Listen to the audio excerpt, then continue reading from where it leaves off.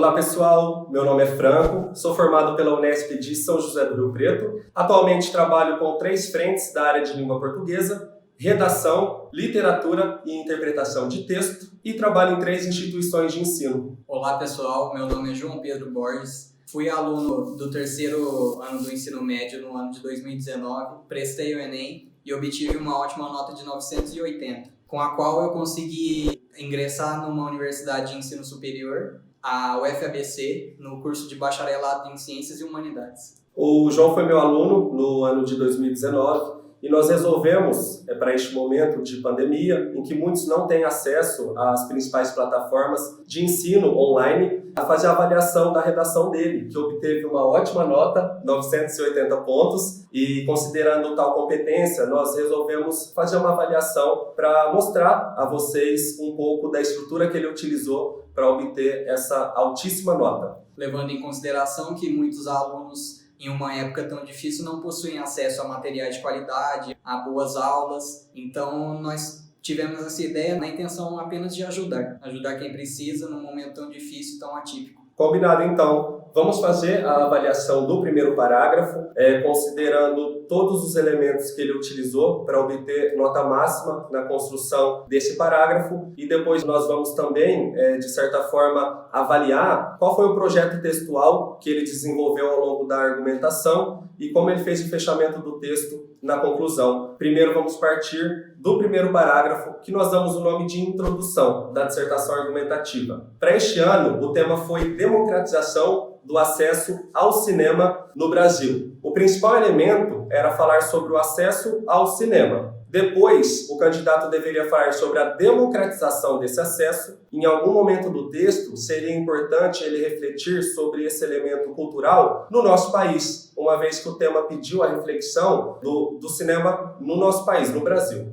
Dando início, então, a minha ideia para o texto foi abordar o assunto de uma forma mais simples possível, porque quando eu me deparei com o tema, eu achei um tema bem atípico, um tema um tanto quanto difícil, que eu não tinha muito domínio sobre, não tinha tanto repertório para utilizar, tantos argumentos. Porém, eu consegui desenvolver bem e optei pela forma de desenvolvimento mais simples mesmo, a utilização de 2 a 3 períodos para cada parágrafo e assim consegui desenvolver com qualidade a redação. O João resolveu começar por abordagem da definição do elemento cinema. E ao mesmo tempo em que ele abordou essa definição, ele trouxe uma ideia que estava no texto motivador, que foi falar sobre uma produção cultural que foi desenvolvida em meados do século XIX.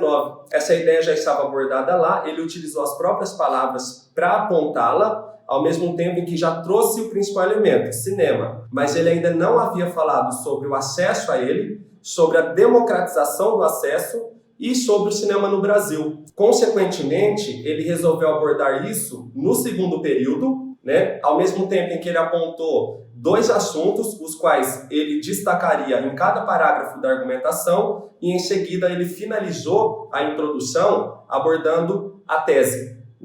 E na tese ele disse que o problema da falta de acesso ao cinema no Brasil era por questão econômica, e ele disse que era de responsabilidade das empresas que veiculam esse tipo de produção cultural no nosso país, de modo a dar mais acesso, a dar mais visibilidade a esse elemento cultural. Uma vez que ele falou sobre a questão econômica e uma vez que ele responsabilizou essas empresas, cada um desses assuntos deveria ser pauta de cada parágrafo da argumentação. E vocês vão perceber nos vídeos adiante que ele fez exatamente isso. E na sua tese, você abordou esses assuntos e depois provou por meio de argumentos, com citações filosóficas também. Sim. E é isso que nós vamos abordar daqui a pouquinho. Como dito anteriormente por mim, no primeiro período eu optei por uma introdução mais segura, justamente por não ter tanto repertório, não ter tanto argumento para falar sobre o tema. Então eu iniciei por uma introdução simples, na qual eu apenas disse o tipo de atividade a qual se referia o cinema, em que eu falei: o cinema, tipo de produção cultural desenvolvida em meados do século XIX, caracteriza-se por representar nas telas projetos de cunho pessoal, que representem algo, muitas vezes, criado por um diretor.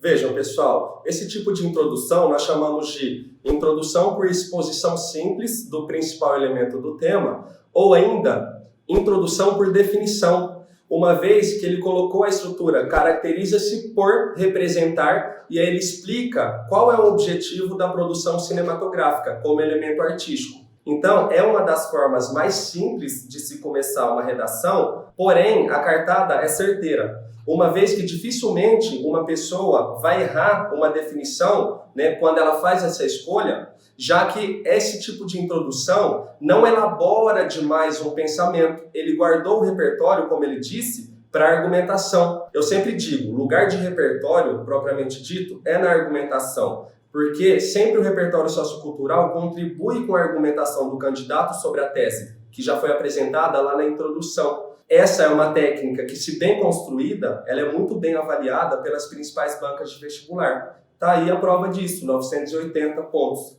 Então a sua cartada foi muito certeira. Muito boa o desenvolvimento da introdução por definição do principal elemento. E vamos ver o que ele fez no segundo período. E de onde eu tirei essa definição? Eu tirei dos textos de apoio. Nos textos de apoio, eles falavam algo sobre o cinema e eu apenas parafraseei. Eu trouxe para o meu texto com outras palavras, lembrando que plágio é considerado é um erro grave. Um erro grave. Sim, o plágio ele jamais deve ser cometido em qualquer texto. No vestibular não é diferente. Então ele fez uma paráfrase. Justamente porque a própria banca sugere que o candidato, a partir dos textos motivadores e a partir dos repertórios de mundo que o candidato já tem, que ele desenvolva uma dissertação argumentativa. Se a própria banca já coloca isso na proposta de redação, então não tem problema algum fazer uma paráfrase. O que não pode, cópia integral, porque isso se configura como plágio, da forma como o João apresentou aqui. Partindo para o segundo período, eu iniciei o segundo período com um pronome de demonstração, justamente para fazer a ligação, o gancho do primeiro período com o segundo e deixar o texto todo amarradinho, todo juntinho. Então, como eu iniciei o segundo período?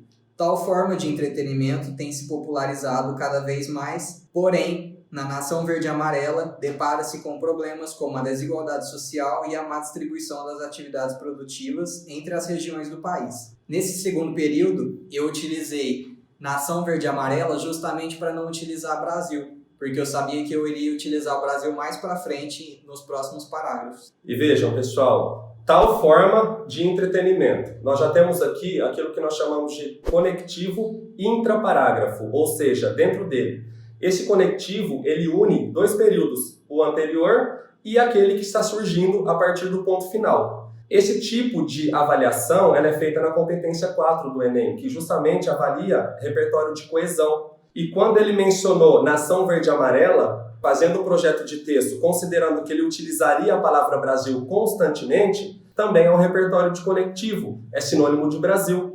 Ele poderia falar nação canarinho, que já é um termo que já é consagrado, que se refere a Brasil, entre outros termos, para ficar evitando repetição. A repetição ela não é bem vista em qualquer vestibular, e no Enem isso penaliza bastante. Então ele teve aí 2 repertórios conectivos já no segundo período, ao mesmo tempo em que ele abordou o projeto de texto dele. Ele ia falar sobre problemas como desigualdade social e ele iria responsabilizar as empresas de produção cinematográfica para poder resolver o problema da falta de democratização do acesso ao cinema no Brasil. Automaticamente, ele já abordou o projeto de texto dele, que é avaliado na competência 3. Um período de contextualização bem construído, ele revela justamente todos os critérios de argumentação que irão pautar todo o desenvolvimento textual. E na tese também, ele reforçou essa ideia.